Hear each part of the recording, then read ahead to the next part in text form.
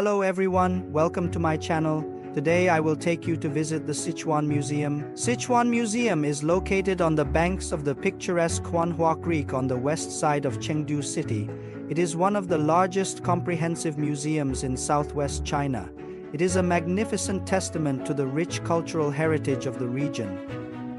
The collection of Sichuan Museum ranks 6th among various museums in mainland China in terms of quantity. Currently, the museum houses over 260,000 cultural relics, including more than 50,000 precious artifacts and 1,399 national first-grade cultural relics. Let's explore the splendid collection of the Sichuan Museum together. Once you enter the magnificent main gate of the museum, we can see the museum building consists of 3 floors in total. Upon our arrival, we find ourselves on the 2nd floor, where Tianjin, or a captivating circular courtyard, is situated at the center. The courtyard is a clever and ingenious design found in traditional homes in southern China. It is a small rectangular open space within the building, surrounded by walls on all 4 sides. Sunlight and rain can enter this confined space, providing shade and filtering the wind that passes through the house. This design not only brings warmth in winter and coolness in summer to the house, but also improves air circulation. If we take a right turn, we will enter the exhibition area of ancient Sichuan. Sichuan is an ancient basin embraced by towering mountains with elevations ranging from 1,000 to 5,000 meters. To the west lies the Qinghai Tibet Plateau, while the Yungi Plateau stretches to the south. The Qinling and Daba Mountains lie to the north, while the Wushan mountain range adorns the eastern side. It resembles a vast Chinese bowl with the land sloping towards the center. People have been living here since the late Ice Age.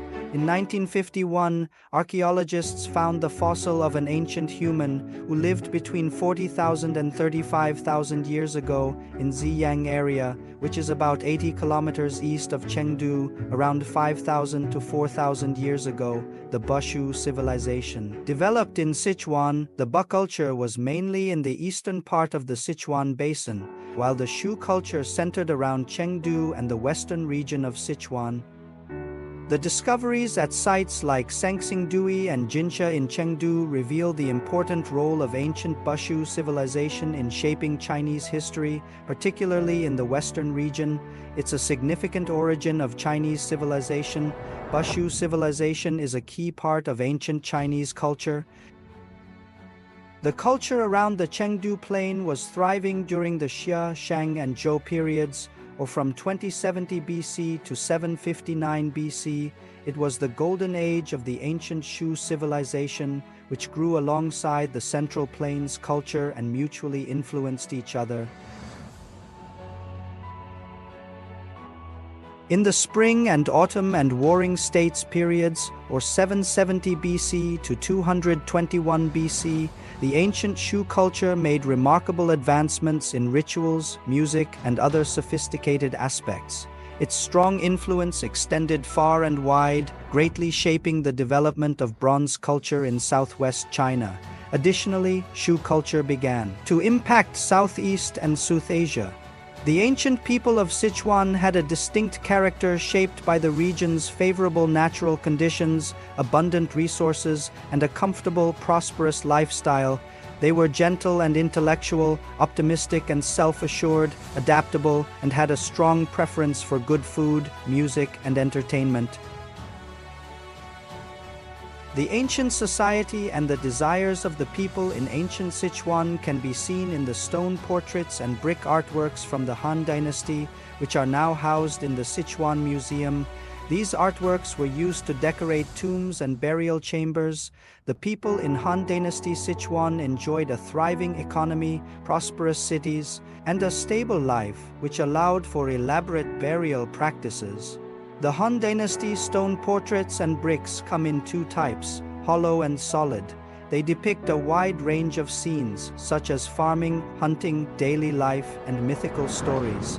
The artists used various techniques like carving lines, creating raised patterns, and different levels of relief.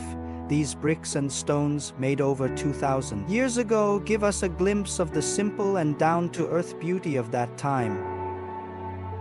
Sichuan played an important role in the history of Buddhism. Its geographical location between India and the central political center of China made it one of the major hubs for the spread of Buddhism. As early as the Eastern Han Dynasty, Buddhism was introduced to Sichuan and gradually gained wide acceptance and development. In the evolution of history, many famous Buddhist temples and Buddhist cultural sites have appeared in Sichuan. The Sichuan Museum has a collection of exquisite Buddha statues unearthed from the Huanhua Temple in Chengdu.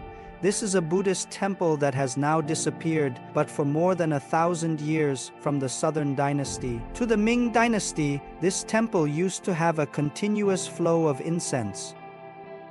The Buddha statues at Huanhua Temple was very different from the ones we see nowadays, which belonged to the Gandhara style. A distinctive feature of Gandhara Buddha statues was that they are draped in robes over the shoulders, usually presenting a soft, elegant image with detailed carvings and exquisite craftsmanship. Their posture is usually dignified and stately, and the Buddha's facial expression was usually serene and compassionate. The Buddha statues have smooth lines and delicate clothing patterns, showing a condensed and refined style. Gandhara-style Buddha statues are also characterized by a bun on the head, adorned with ornate decorations and precious stones. The Buddha statues usually wear flower or treasure crowns, as well as rich jewelry such as necklaces, bracelets, and belts. These details demonstrate the unique splendor and dignity of Gandhara Buddha statues. It is a great pity that some of these statues of high artistic value are missing their heads or arms due to a historical campaign to exterminate Buddhism. The names of the sculptors of these masterpieces have disappeared. However, I was deeply moved by their outstanding and beautiful works. Buddhism has strict requirements and limitations for the molding of Buddha statues, which should be kind and gentle, and at the same time should be shown to be majestic and inviolable. But the masters of statue making were obviously not subjected to such limitations, and instead molded the statues of Buddha with typical images from real life, which are well proportioned, anatomically constructed, and in just the right proportion to give a feeling of healthiness, vivacity, abundance, suppleness, and richness of vitality. The long history of Sichuan has given birth to many fine artifacts, such as bronzes, jades, lacquerware, shadow puppets, and this wonderful double-faced shoe embroidery, which looks like a cute dog from the right side but turns into a cat when observed from the other side. Double-faced shoe embroidery is the process of embroidering two completely different images on the same piece of substrate on both sides in the same embroidery process. Sichuan is also home to many ethnic groups, including the Yi, Tibetans, Chang, and Miao.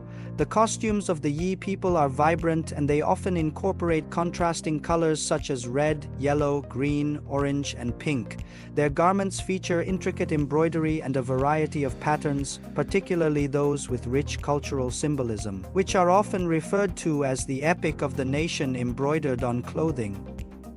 The clothing of the Chang is characterized by delicate embroidery and colorful fabrics.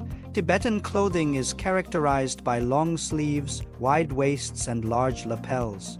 Hmong costumes are probably the most ornate in China. Hmong costumes are usually brightly colored and hand-embroidered, with collars and cuffs usually adorned with decorations such as embroidery or brocade, and Hmong people wear a great deal of silver jewelry such as silver earrings, silver necklaces, and silver bracelets. This is a tour of the Sichuan Museum, which, in my opinion, is one of the best places to know about the history of Sichuan as well as its people. By the way, Sichuan Museum can be visited for free, but you'd better make advance booking through the museum's WeChat public number in advance.